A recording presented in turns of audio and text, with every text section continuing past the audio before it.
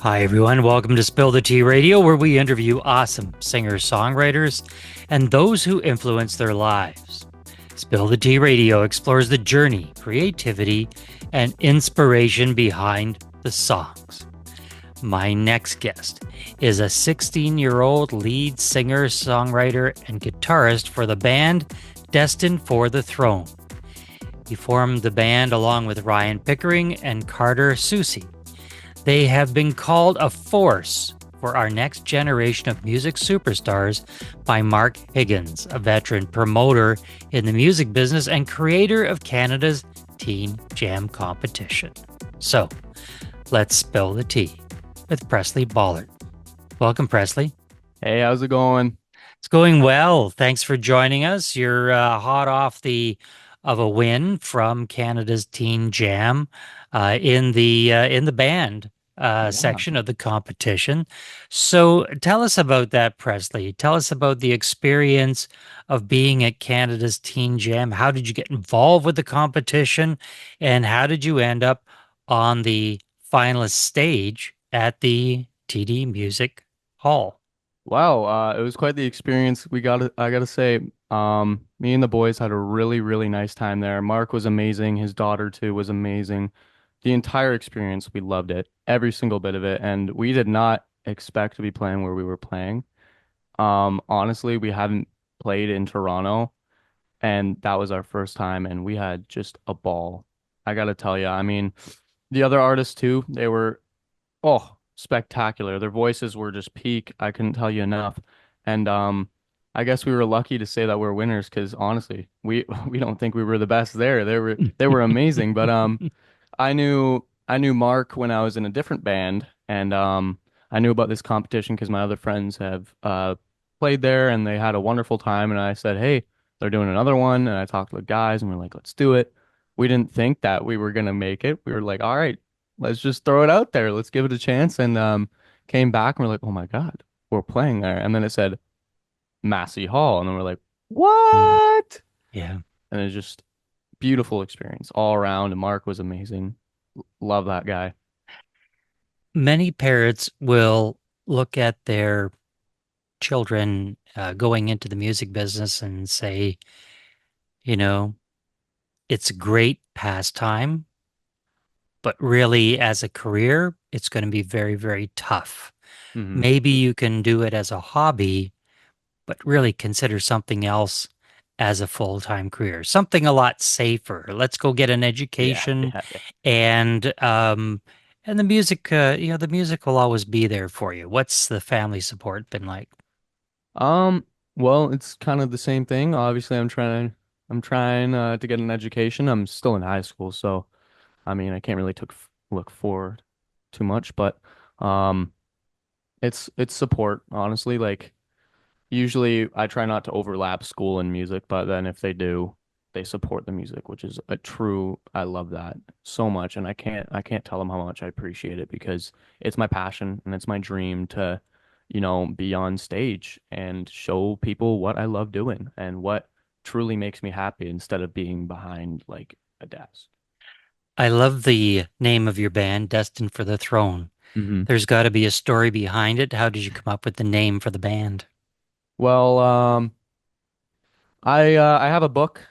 It's a little scrapbook. It's holding on by a feather, if I'm being honest. It's been flipped through so many times. All my lyrics and everything are in there. And on the first front two pages are band names and song names, just names of stuff that I found really cool. And one of them was Throne.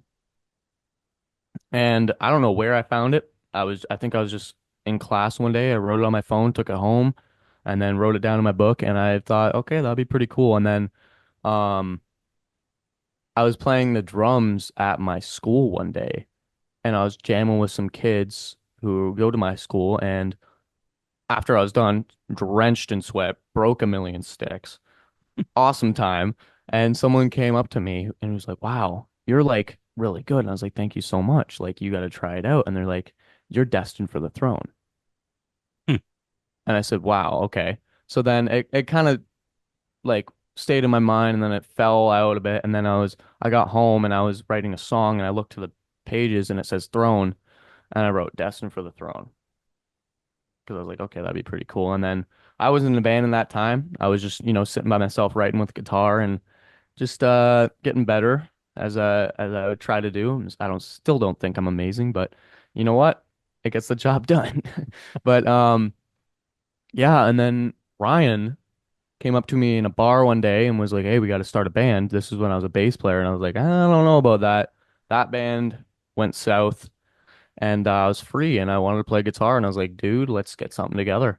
And then he's like, "All right, what's the name?" And I said, "Destined for the Throne," and it just rung a tone that like just stuck in our mind. And then when you Mhm. think of it, it just has multiple meanings, and we really like that, almost like Queens of the Stone Age. That's where I kind of looked forward to it. So it's just, all falls together.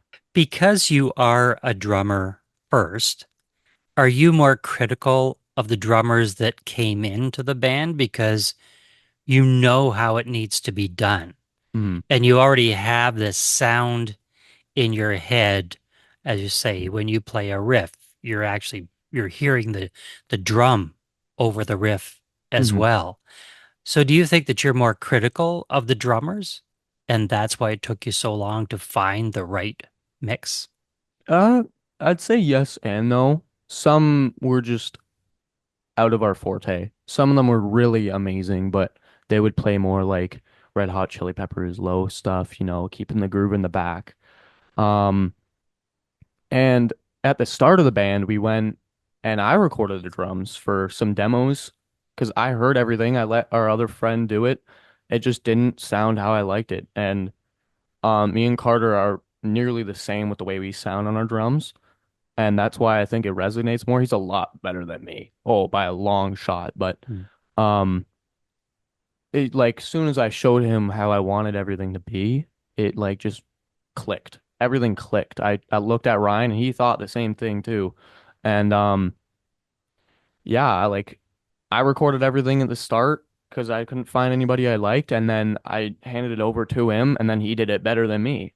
And it just been has honestly like been a back and forth. Like he lays down the beat, I was thinking, I'm like, do this, like Hmm. try that out, and then he goes, oh, okay, and then does it 10 times better. And it's like it's beautiful to watch because me and him think the same. Because I was a drummer, I understand the drum language, and it's like if I go puka puka, he'll like that, and it's wonderful having a drummer like him.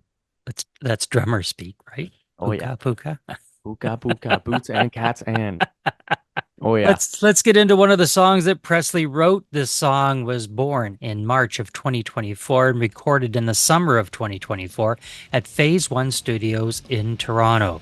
It was Hmm. released in September for the world to enjoy. Let's take a listen to singer-songwriter Presley Bollert and Destined for the Throne and their song Break It Up. Dance with me. Get out your seat. Let's get grooving to the beat. Break it up. Break it up.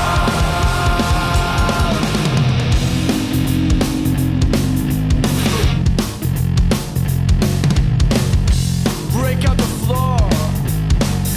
Come on, get up. Can you hear me?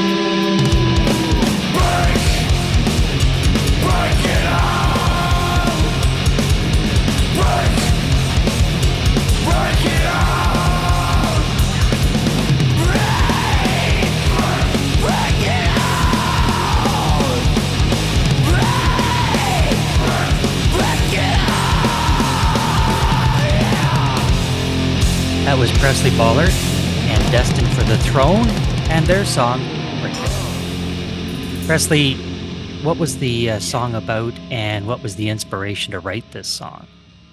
Well, the song was about dancing, honestly, because a lot of our shows, people love to dance. I see that a lot. And we're like, hey, let's make a dancing song and like get out your seat. So that was a big inspiration for the lyrics. And it wasn't even my idea, it was Ryan's. I couldn't find lyrics for the song. He's like, dude, just make it about dancing. I'm like, all right. And I did, and it works.